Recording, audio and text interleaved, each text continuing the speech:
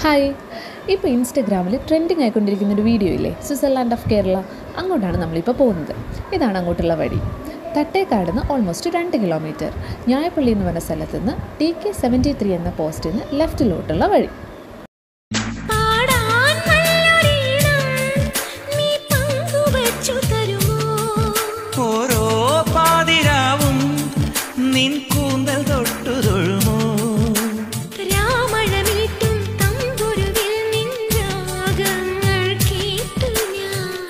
സരങ്ങൾ പല്ലവി മൂളും നാദത്തിൽ മുങ്ങി ഞാൻ.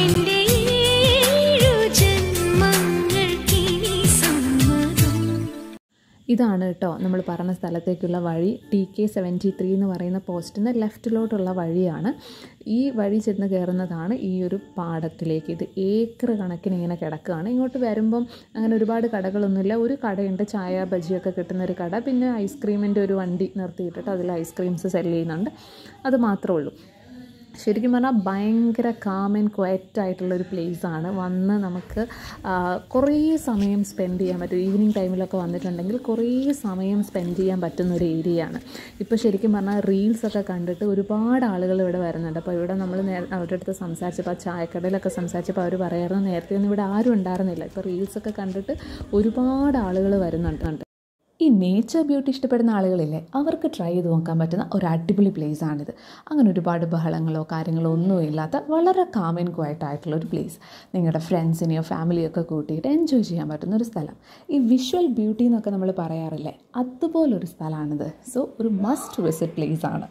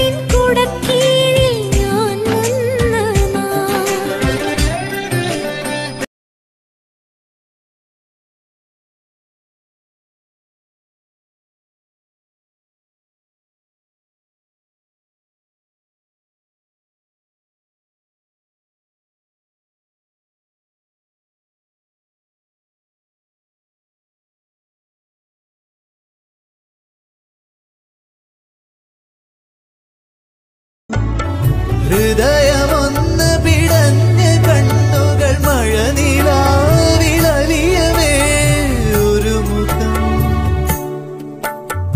ഒരു മുഖം ഞാൻ